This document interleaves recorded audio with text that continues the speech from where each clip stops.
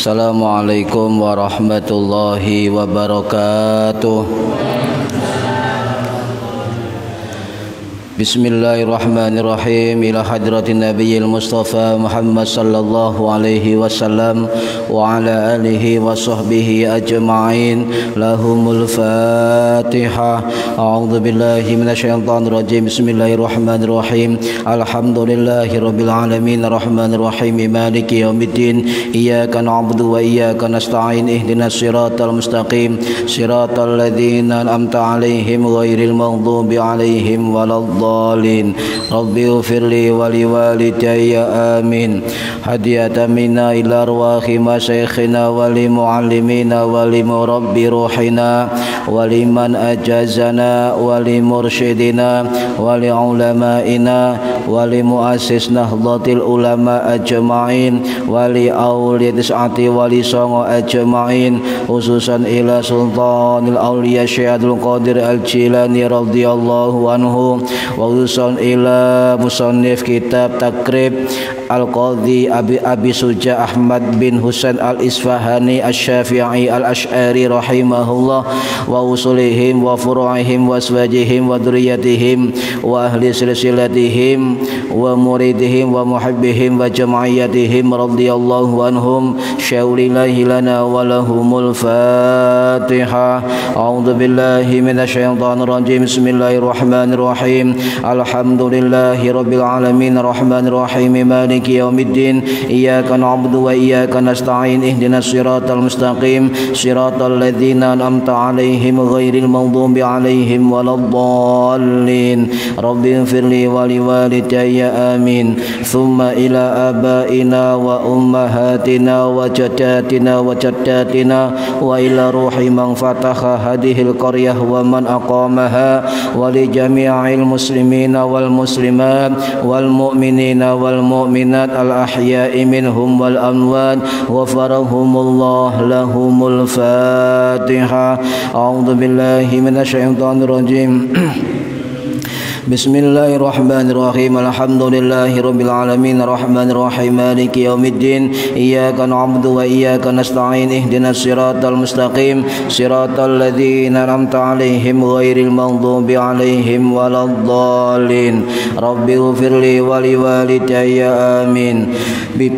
Bi barakati majelis ilmu, mugi-mugi kita lan keluarga kita sedaya diparingi sehat wal afiat lahir batin, kathah lan barokah rezekine, selamat dunya akhirat, lan boten wonten alangan kanggo menapa-menapa biidznillah wa ridallah. Al-Fatihah. A'udzu billahi minasyaitonir rajim. Bismillahirrahmanirrahim. Alhamdulillahi rabbil alamin arrahmanir rahim maliki yaumiddin. Iyyaka na'budu wa iyyaka nasta'in. Ihdinas siratal mustaqim. Siratal ladzina an'amta 'alaihim ghairil maghdubi 'alaihim waladdallin. Rabbi ighfirli wa liwalidayya amin. A'udzu billahi minasyaitonir rajim. Bismillahirrahmanirrahim. Alhamdulillahi rabbil alamin. Allahumma shalli wa sallim wa barik ala sayyidina Muhammadin wa ala alihi wa sahbihi ajma'in. Wala haula wala quwwata illa billahil aliyyil azim. Amma ba'du. Ingkang kula hormati para bapak, para ibu jamaah pengajian rutin kitab Takrib, mudah mudah-mudahan khususnya yang hadir dan yang umumnya yang melihat dan menonton mendengar mudah-mudahan mendapatkan manfaat barokah maslahah wassa'adah wassalamah wassafa'ah fid dini wad dunya wal akhirah amin ya rabbal alamin. Monggo yang belum niat diniati dalam hati oleh ilmu lillahi ta'ala. Para hadirin ingkang minulya, halaman 14 ya, rukun terakhir dari salat. Bismillahirrahmanirrahim. Wa tartibul arkani lan iku urut-urutane rukune salat ala ma dzakarnahu sebagaimana yang telah kami sebutkan. Wa sunanuha lan sunai salat qabla dukhuli sadurunge manjing fiha ing dalam waktu salat iku syai'ani dua perkara, al adzanu yaiku adzan wal iqamah dan iqamah.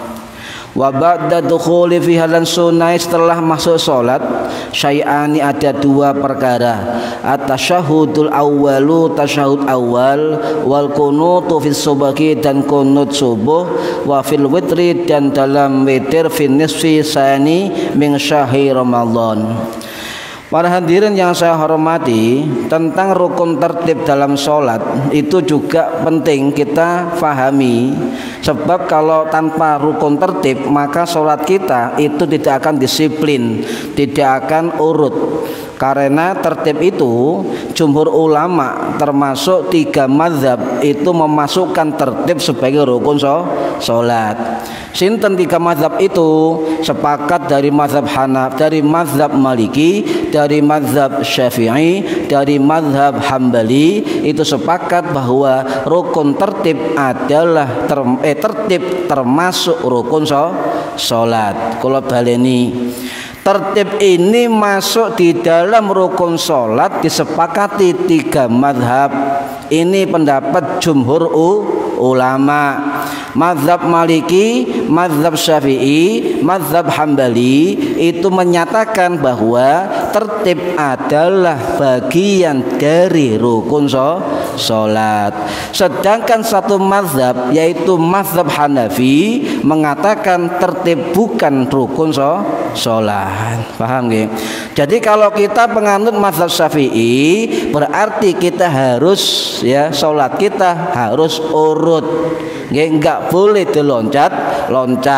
Mosok mari takbir langsung sujud. Nah iku mari sujud langsung ngadeg maneh, mari ngadeg salam. Ya gak karuan. Makanya dimasukkan rukun salat ini ijtihad para ulama mazhab ya bagian dari rukun. Nah, mengapa mengapa tertib masuk rukun salat? Sebab sebagian ulama termasuk keterangan dari Imam Nawawi Asy-Syafi'i rahimahullah yang wafat tahun 1277 Masehi di Suriah, dalam kitab Al-Majmu' Syarhul Muhadzab beliau mengatakan bahwa tertib penting masuk dalam rukun salat terutama dalam mazhab Syafi'i sebab orang dianjurkan untuk disiplin. Orang salat dianjurkan untuk teratur, nggih, disiplin dan teratur. Coba misalnya kita tidak ada rukun atau wajib tertib, maka kita boleh untuk tidak melakukan atau melompati dari rukun yang lain, kan? Ini jadi tidak boleh rukun yang awal kemudian diakhirkan, rukun yang akhir di bagian awal, tidak boleh, harus tertib, ya, harus tertib. Tidak boleh juga meninggalkan satu rukun, ya, kemudian meloncat ke rukun yang lain. Ini juga tidak sah. Jadi barang siapa yang sholatnya tidak tertib, baik dalam rukun kolbi, rukun niat, ya, juga rukun fi'li, rukun perbuatan, juga rukun qauli, rukun bacaan, itu enggak urut, enggak runtut, enggak tertib, enggak teratur, maka hukumnya batal atau tidak sah. Ya. Ini diatur dalam mazhab Syafi'i. Wa sunanuha dan sunahnya salat qabla dukhuli fiha saderenge masuknya waktu salat. Jadi sebelum salat itu ada sunnah, ya, qabla dukhuli waqti, Jadi sebelum waktu sholat itu syai'ani, dua perkara. Sunnah sebelum sholat, ada sunnah sebelum sholat, ada sunnah di dalam sholat, ada sunnah setelah sholat. Ya. Kalau panjenengan melakukan sunnah sholat, insya Allah sholatnya suwe. Ya, insya Allah suwe. Ya. Nah, apa wasunanuha qabla dukhuli fiha? Apa sunnah sebelum sholat? Syai'ani, dua perkara. Al adzanu wal iqamah, adzan dan qomat. Nih, nanti saya sebutkan apakah hukum adzan itu, nggih. Apakah azan itu bagaimana caranya? Apakah sampai tahu azan pertama kali yang dikumandangkan Bilal bin Rabah? Apakah sampai paham urutan redaksi azan dari versi Bilal bin Rabah, dari versi Abdullah bin Zaid al-Ansari, dari versi Abu Mahdhurah muadzin Masjidil Haram, dari versi Sya'ad al-Kharaj muadzin Masjid Kuba? Lho kudu semerep. Loh, adanya beda. Nah, kudu semerep biar tahu, Pak, versi-versi azan. Ya, ini. Nah, para hadirin rahimakumullah, jadi sunnah sebelum sholat dalam kitab ini salah satunya adalah azan. Nopo azan itu? Azan niku secara lughah, secara bahasa artinya al-i'lam, memberi tahuan, pengumuman, nggih. Niku azan, memanggil, ya, memanggil, pengumuman mau masuk sholat, pengumuman persiapan sholat, ngoten nggih. Niku adalah azan. Nah, bagaimana hukum 4 mazhab, ya, hukum 4 mazhab tentang azan? 4 mazhab, bahkan seluruh ulama di luar 4 mazhab, baik mazhab al-Auza'i, mazhab al-Laisi, mazhab al-Muzanni, mazhab al-Sauri, mazhab al-Sufyani, mazhab Abu Yusuf dan sebagainya, banyak mazhab itu semua sepakat bahwa azan adalah disyariatkan, nggih. Jadi disyariatkan, niku sepakat. Tetapi perbedaannya bagaimana hukum mengumandangkan azan sebelum sholat atau waktu masuk sholat. Ini berbeda pendapat. Ya. Dan azan itu berlaku bagi sholatul khamsah, sholat 5 waktu, atau sholat Jum'ah. Ya. Makanya kalau ceritakan kalau ada waktu nututi, kenapa Jumatan jadi 2 azan? Sebelumnya 1 azan, zaman Nabi 1 azan, Abu Bakar 1 azan, Umar 1 azan. Nah kok zaman Utsman jadi 2 azan? Bahkan Utsman pernah Jumatan di pasar 3 azan. Biar paham, Pak. Apa itu bid'ah, ya. Nah, saya akan terangkan sedikit. Nah, ulama 4 mazhab beda pendapat tentang hukum mengumandangkan azan, ya. Nah, jumhur ulama 4 mazhab, ya, mazhab Hanafi, Maliki, Syafi'i, Hambali sepakat bahwa azan hukumnya sunnah. Sebagian dari 4 mazhab ini juga menghukumi sunnah muakkad. Sunnah muakkad. Juga sebagian kecil ulama 4 mazhab ini ada menghukumi fardhu ain, ada yang fardhu kifayah. Tapi 4 mazhab ini jumhur mayoritas mengatakan bahwa azan hukumnya ada yang mengatakan sunat ditambahi muakkad, paham nggih? Nah, yang kedua apa hukumnya? Ya, mazhab Hambali itu menghukumi kumandang azan itu hukumnya fardhu kifayah. Kalau ada suatu daerah yang tidak mengumandangkan azan ketika masuk waktu sholat, maka sak wilayah dosa kabeh. Itu resiko kalau kita mengambil hukum azan, hukum fardhu kifayah atau wajib kifai. Yang ketiga apa hukumnya? Hukumnya fardhu ain. Ini adalah mazhab az-Zahiri, dari pendirinya Imam Dawud az-Zahiri, yang semula beliau adalah mazhab Syafi'i, ya kemudian beralih mendirikan mazhab sendiri namanya mazhab Adz-Dzahiri. Nggih. Nah, para hadirin rahimakumullah, jenengan semerep secara adzan, Pak, semerep secara adzan. Apa takbir Allahu Akbar, Allahu Akbar, Allahu Akbar, kok 4 kali takbir? Apa syahadat kedua kali, hayya shalat 2 kali, hayya shalat 2 kali, hayya al falah 2 kali, takbir 2 kali, kalimat tauhid 1 kali. Ini.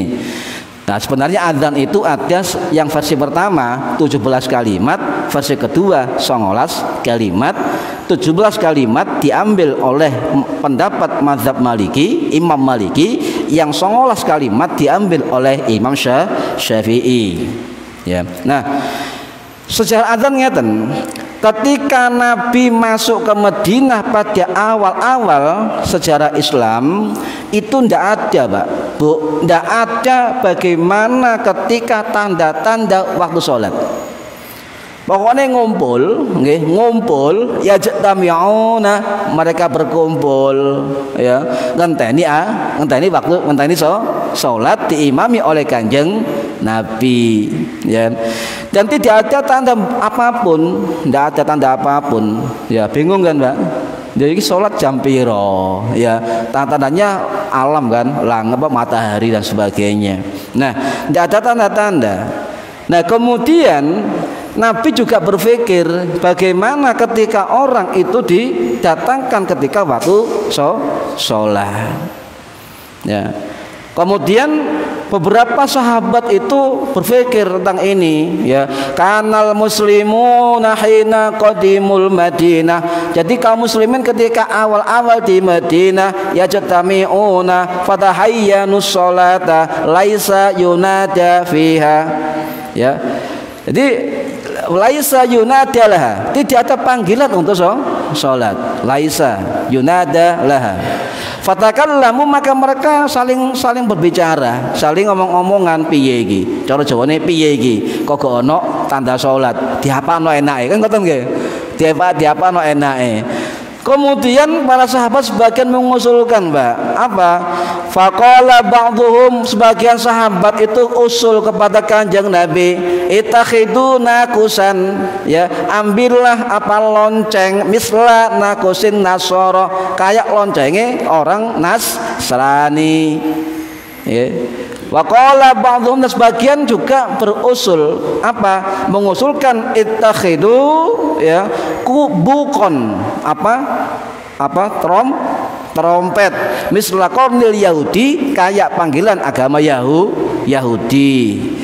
Ada juga yang usul, ya apa Nabi lek ndukure bukit ono api unggun, ngoten, Pak. Nyala api unggun supaya Madinah ngerti, oh lek ono api unggun masuk sholat. Apa kata Nabi? Ditolak semua. Tidak tolak semua. Akhirnya semua diam para sahabat, piye naik. Akhirnya ketika malam hari ada sahabat yang bernama Abdullah bin Zaid, ya. Abdullah bin Zaid Al-Ansari, ya, itu bermimpi, beliau wafat tahun 683 Masehi ketika dalam perang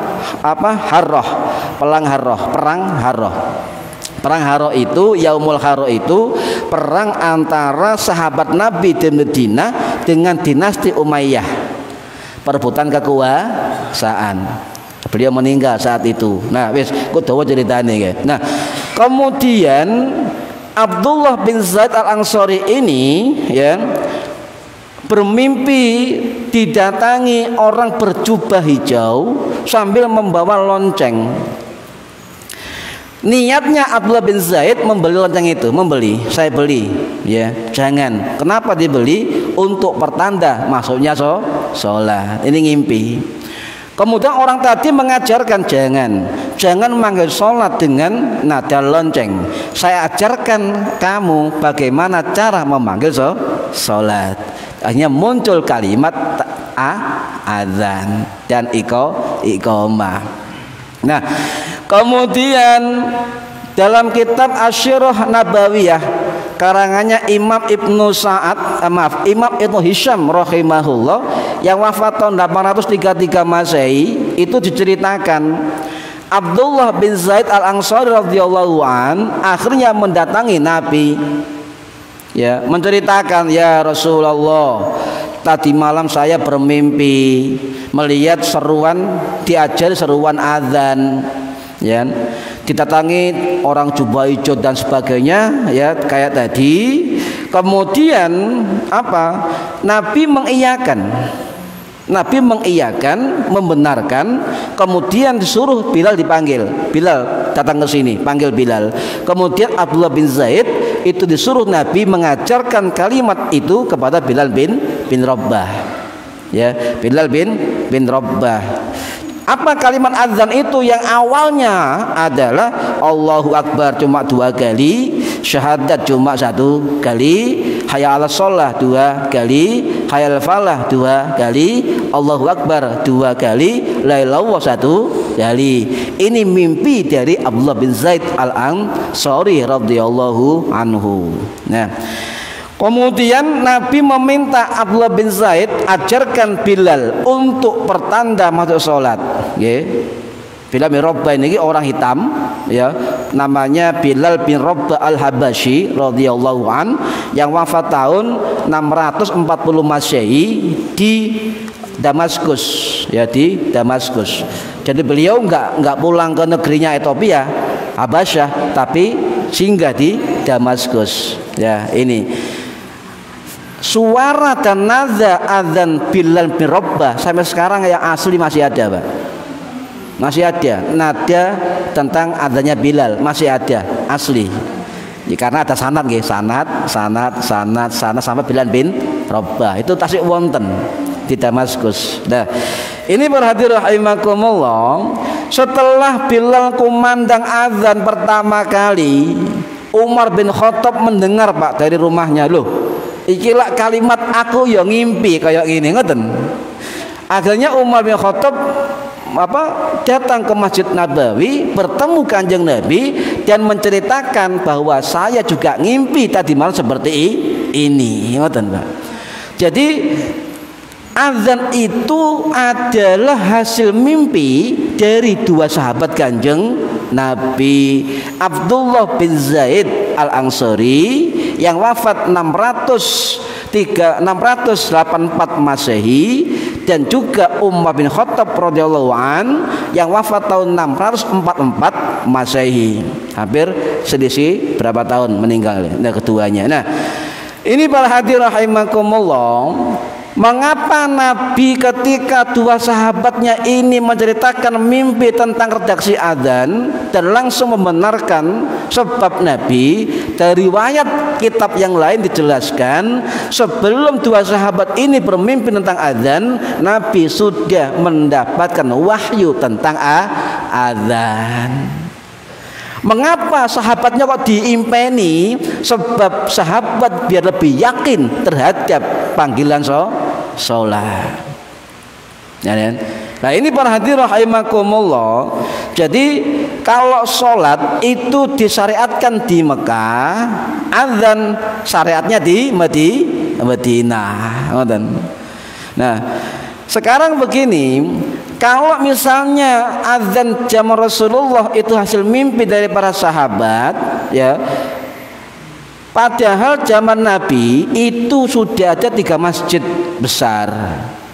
Masjid Nabawi, Masjid Haram, Masjid Kuba. Logikanya kalau zaman Nabi sudah ada 3 masjid, tentunya setiap masjid ada muadzinnya. Betul? Ya, setelah adzan menyebar, maka tiap masjid harus ada adzan, ya. Dan setiap masjid pasti ada muadzin. Dan 3 masjid ini yang menunjuk Kanjeng Nabi, kamu di sana, kamu di sana, kamu di sana.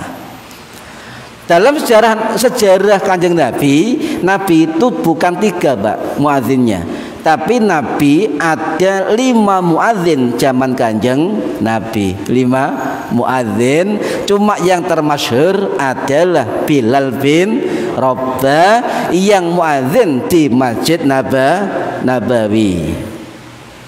Ya, jenengan semerep sinten muadzin Masjidil Haram zaman Nabi. Nah. itu yang nyuruh Kanjeng Nabi, namanya sahabat Abu Mahdurah. Sahabat Abu Mahdurah itu disuruh, ya, memang Nabi menyuruh, ya, idhab, ya, untuk pergi ke Mekah untuk azan. Fa'adzin, maka azanlah li ahli Makkah, kepada penduduk Mekah. Nah, yang pertama sinten muadzin Kanjeng Nabi sing terkenal sinten? Bilal bin Rabah Al-Habasyi. Beliau wafat tahun pinten tadi? 640 Masehi di Damaskus. Ya. Nah, ini Bilal bin Rabah itu azannya itu dibagi oleh muadzin yang kedua yang bernama Abdullah ibnu Ummi Maktum radhiyallahu an. Beliau tunanetra, buta, tetapi suaranya sangat merdu. Kemudian ketika subuh dibagi oleh Kanjeng Nabi. Ya, kalau azan pertama sepertiga malam itu azan Bilal bin Rabah, azan fajar subuh adalah Abdullah Ummi Maktum. Makanya Nabi dawuh sahurlah, tetap makan sahur sampai terdengar azan Ummi Maktum, artinya azan subuh. Nggih. Jenengan lek sahur, lek wis adzan subuh mandek, Bu. Mandek. Ojo diterusno. Sik tas nyokot ayam bekakak. Allahu Akbar, Allahu Akbar. Mandek. Dintekno sampai entek, iku gak poso. Iku niat gak poso. Ya ditindak, dalam arti kalau kata guru saya begini, kalau misalnya kita makan sampai kemudian dengar adzan, hentikan. Maksudnya hentikan yang di luar mulut, ya. Kalau dalam mulut sudah kadung, selesaikan. Tapi ojo embo. Selesaikan. Enak, tambah mana? Titik agak-agak. Titik aja. Yo batal sampean. Artinya batas poso kita adalah adzan subuh. Tetapi oleh ulama-ulama kita ada apa namanya? Jarak, nggih. Namanya apa? Imsak. Kenapa ada imsak? Sampai cek persiapan ngoten adus apa maneh? Salat zikir, ibu-ibu kora-kora mari sahur dan sebagainya, ini kan. Tapi jangan kebiasaan, tahu ngaji kok tak nang subuh ae batasnya, ya jangan. Tetap perhatikan imsak untuk persiapan sholat subuh. Nggak paham ya? Nah, para hadirin rahimakumullah, bila Rabah juga azan Jumat juga 5 waktu itu dibagi oleh Abdullah bin Ummi Maktum. Yang ketiga sinten muadzin Kanjeng Nabi? Yang ketiga namanya Sa'ad Al-Qaras. Sa'ad Al-Qaras radhiyallahu anhu, beliau muadzin di Masjid Kubah, perintah Kanjeng Nabi. Ya.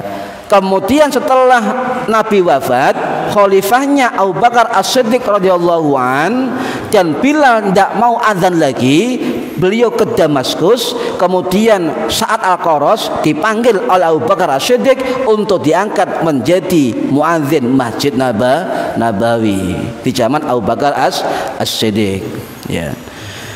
Sinten yang keempat? Yang keempat Ziyad bin Al-Haris As-Sudai.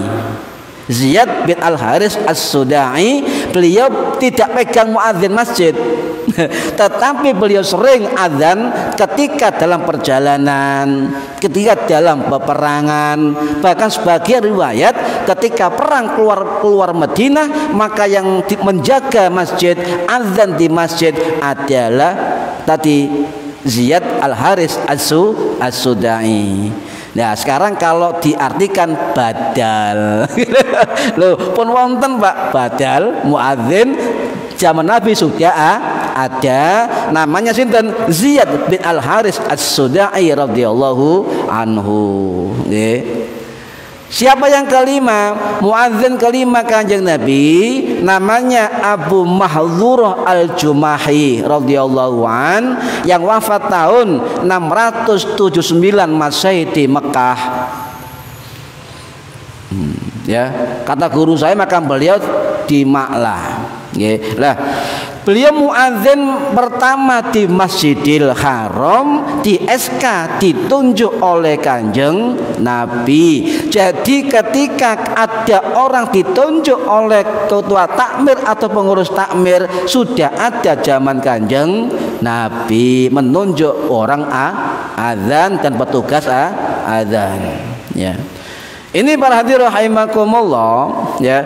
Jadi beliau azan di Masjidil Haram, ya, sampai meninggal, Pak, sampai wafat.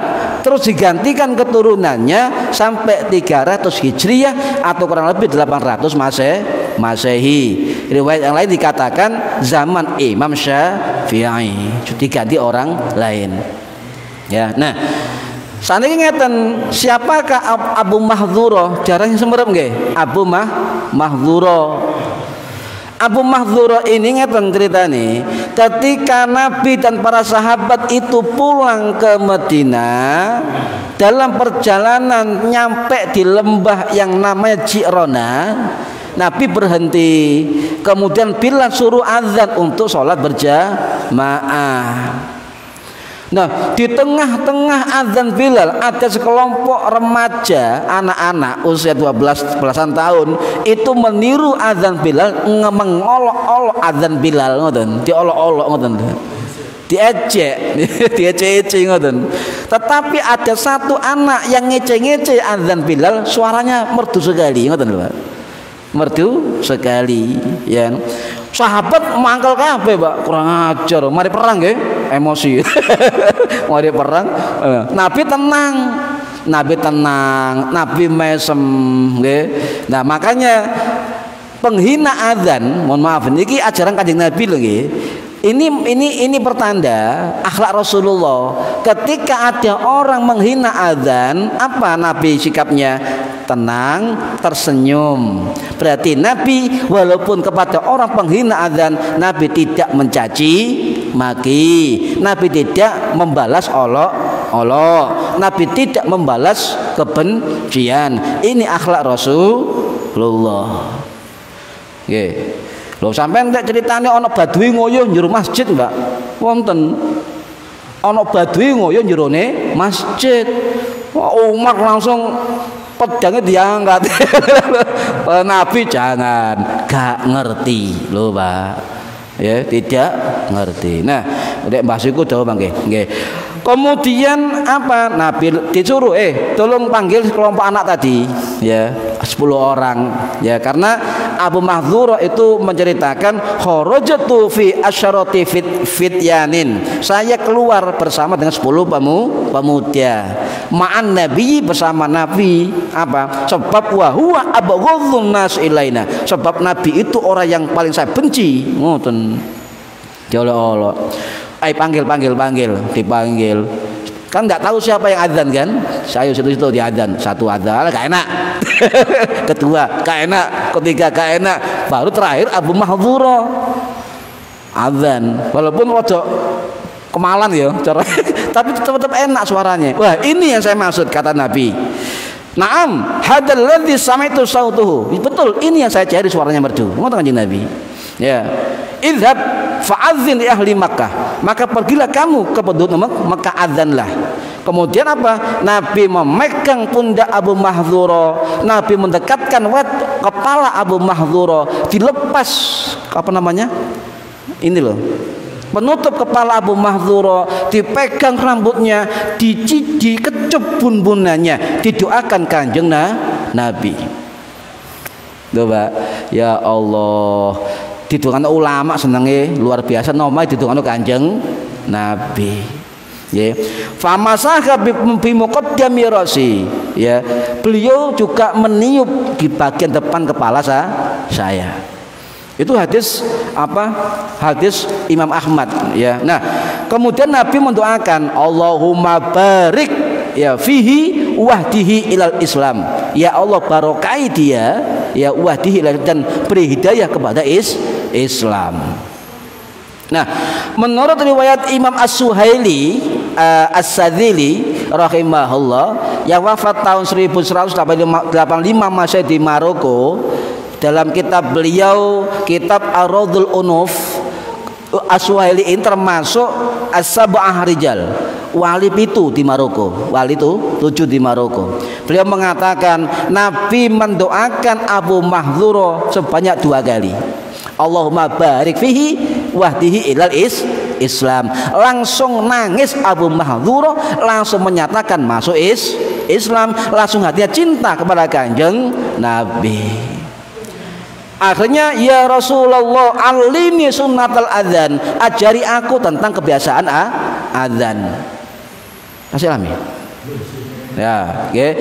Kemudian Nabi mengajarkan kepada Abu Mahdhura redaksi adzan, langsung diajari oleh lesan Kanjeng Nabi. Allah Akbar dan sebagainya, ya. Lah, bagaimana versi adzannya Abu Mahdhura, ya? Sampai nyak semerep. Sebab di sini tidak ada, Pak, di Nusantara. Yang ada di Afghanistan, di Maroko, Damaskus sebagian, India sebagian, itu masih ada, ya. Nah, kemudian dia cinta kepada Kanjeng Nabi. Bahkan yang sewu, rambut yang dipegang oleh Kanjeng Nabi, rambut beliau Abu Mahdhura, dibiarkan panjang sampai tanah, Pak. Jadi wong gondrong sudah ada zaman Kanjeng Nabi. Sebab Abu Mahdhura gondrong sampai lemah, digulung-gulung. Bahkan istri Abu Mahdhura, ya, namanya Sofiyah binti Najdah radhiyallahu anha, mengatakan, saya sering mengingatkan Abu Mahdhura untuk motong rambutnya. Apa jawab beliau? Wallah, ngoten ya, Pak, demi Allah, saya nggak akan pernah motong rambut karena berkah tangan Kanjeng Nabi. Loh, sahabat barokah mboten? Tabaruk mboten? Tabarruk, Pak. Itu sunnah sahabat. Nah, kalau orang mengatakan tabaruk bid'ah, tabaruk syirik, Abu Mahdhura syirik, berani sampai mengatakan Abu Mahdhura syirik, Abu Mahdhura bid'ah. Hati-hati sampean. Rambut jangan dipotong, wallah, demi Allah, rambut nggak akan saya potong sampai mati. Sebab rambut inilah diusap oleh tangan mulia Rasulullah. Ngoten, Pak. Tadi tabarruk golek barokah Kanjeng Nabi. Hadis sahih. Sampai ono gondrong-gondrong, wah, tahu ngaji. Tapi bedanya rambutnya Abu Mahdhura dengan rambut kita, Pak. Abu Mahdhura tuh wow, rambutnya gak ambuh, wangi rambutnya. Nomor 2 ireng, gilap. Nomor 3 gak kusut, rapi. Ono sing nyureni kaya ini. Coba sampai dapat sama sampean. Insya Allah sarang tumo. Ini bedanya barokah Kanjeng Nabi. Okay. Lah, ini para hadirin rahimakumullah, sampai beliau meninggal dunia digantikan keturunannya. Ya, jadi makanya banyak sahabat ketika di Mekah bertemu Abu Mahdhura di Masjidil Haram, itu minta izin pada Abu Mahdhura untuk mencium rambut beliau. Abu Mahdhura tanya orang-orang, kenapa kamu mencium rambut Abu Mahdhura? Saya cinta, saya ingin tabarruk dengan rambut yang pernah dipegang, dielus dan didoakan oleh Rasulullah. Loh, Pak, jelas mboten riwayate? Jelas, ya. Nah, kok ngoten kok bid'ah, kok syirik dan sepundi panjenengan? Aja dibujuki, Pak, nggih. Aja gampang dibujuki. Boleh gak percaya, ayo buka kitabe ngoten, nggih, bareng cek ngerti ana dasare. Nah, para hadirin rahimakumullah, bagaimana versi adzan Abu Mahdhura ngeten? Ada 2 versi. Imam Malik mengatakan ada 17 kalimat. Imam Syafi'i mengatakan ada 19 kalimat. Kalau versi Imam Syafi'i itu bedanya dengan Imam Maliki gini, Abu Mahdhura Allahu Akbar cuma 2 kali. Ini versi Abu Mahdhura dari Imam Maliki. Kemudian versi Imam Syafi'i ada Abu Mahdhura takbirnya 4 kali. Ini bedanya. Yang lain sama. Misalnya Allahu Akbar, Allahu Akbar, asyhadu alla. Ini adalah versi Imam Maliki, adanya Abu Mahdhurah. Sedangkan takbir 4 kali di awal itu adalah 19 kalimat adalah yang diambil oleh Imam Syafi'i. Allahu Akbar, Allahu Akbar, kita 4 ya. Oke. Lah bedanya begini Pak, syahadat dalam azan versi Abu Mahdhurah 8 kali diucapkan. Duh, jangan aja semua versi. Versi asli dari Abu Mahdhurah azan muadzin pertama kali di Masjidil Haram. Contoh. Kenapa begitu? Nabi yang mengajarkan sendiri kepada Abu Mahdhurah. Ya. Abu Mahdhurah diajarkan ya tahfidzu biha sautaka, rendahkan suaramu. Apa? Asyhadu alla ilaha illallah, asyhadu alla ilaha illallah, asyhadu anna muhammadar rasulullah, asyhadu anna muhammadar rasulullah, baru asyhadu alla ilaha illallah. Jadi ada nada rendah yang rendah Pak, 2 kali nada rendah, baru Nabi mengatakan summa tarfa'u sautaka, tinggikan suaramu, syahadat lagi. Ya paham gak? Itu azan versi Abu Mahdhurah. Contoh Allahu Akbar gak? Rendah dulu nggih. Asyhadu alla ilaha illallah, asyhadu alla ilaha illallah, asyhadu anna muhammadar rasulullah, asyhadu anna muhammadar rasulullah, baru asyhadu alla ilaha illallah. Tak biasanya itu azan versinya Abu Mahdhurah radhiyallahu anhu. Lek panjenengan azan Allahu Akbar pelan, asyhadu alla lah opo iku. Jaga ini lagi, jaga ini PE nyun sewu, PE muadzin musola takwa dicoba versi Abu Mahdhurah. Allahu Akbar, Allahu Akbar, Allahu Akbar, asyhadu alla ilaha illallah, asyhadu alla ilaha illallah, wa asyhadu anna muhammadar rasulullah, asyhadu anna muhammadar rasulullah, asyhadu alla azan aliran baru.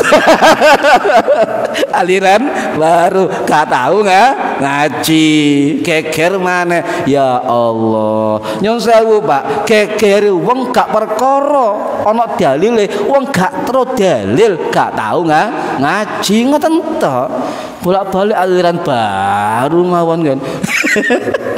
Niki paham nggih? Niku versi Abu Mahdhurah. Sedang versi Bilal sebagaimana azan biasanya itu Bilal bin Rabah. Niku bedane versi Abu Mahdhurah dan azan versi Bilal bin Rabah. Coba jenengan azan mriki coba. Apakah sah? Sah. Makai versi Abu Mahdhurah, tapi sampean kudu kuat mental sampean. Ono adzan aliran baru. Nah, para hadirin rahimakumullah. Nah, syarat adzan yang saya nggih, syarat adzan harus waktu sholat masuk. Tidak boleh ketika belum ada sholat adzan sampean. Yakin geger sampean.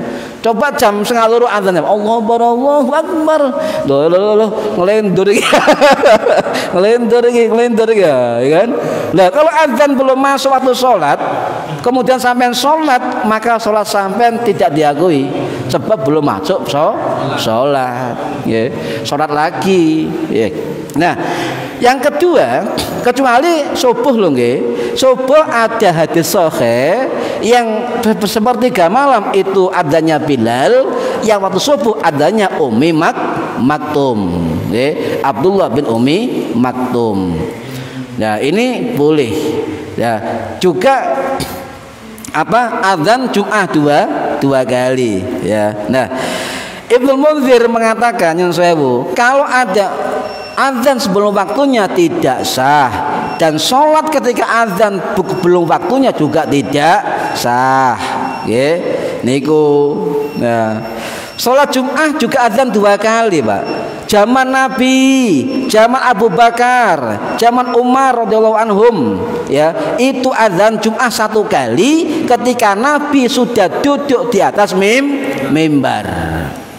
Kenapa zaman Utsman tambah 1 kali? Sebab wilayah Madinah semakin luas, orang banyak kesibukan, makanya 2 kali untuk persiapan sholat Jum'ah. Ya. Nah, kenapa ini terus-menerus dilakukan baik dimanapun? Sebab ketika Utsman sebagai khalifah membiasakan 2 kali azan Jum'ah, seluruh sahabat waktu itu yang masih hidup tidak ada yang mengingkari.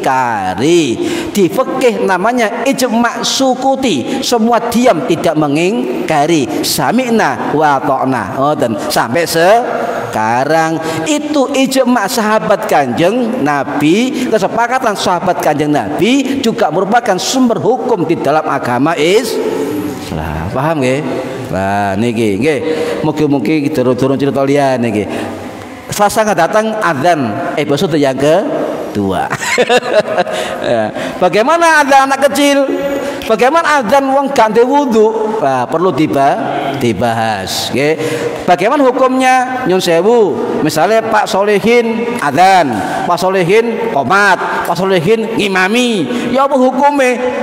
Diborong kabeh. Nah, Selasa yang akan datang. Mugi-mugi manfaat di dunia wal akhirah. Al-Fatihah. A'udzubillahi bismillahirrahmanirrahim. A'udzubillahi minasyaitonir rajim. Bismillahirrahmanirrahim. Alhamdulillahirabbil alamin. Allahumma 'allimna 'ilmal Qur'an wa 'allimna 'ilma la ilaha illallah wa 'allimna min ladunka 'ilman nasiru bihi kamil mahyati wal mamat. Wa sallallahu ala sayyidina Muhammad walhamdulillahirabbil alamin. Wallahu a'lam bishawab. Assalamualaikum warahmatullahi wabarakatuh.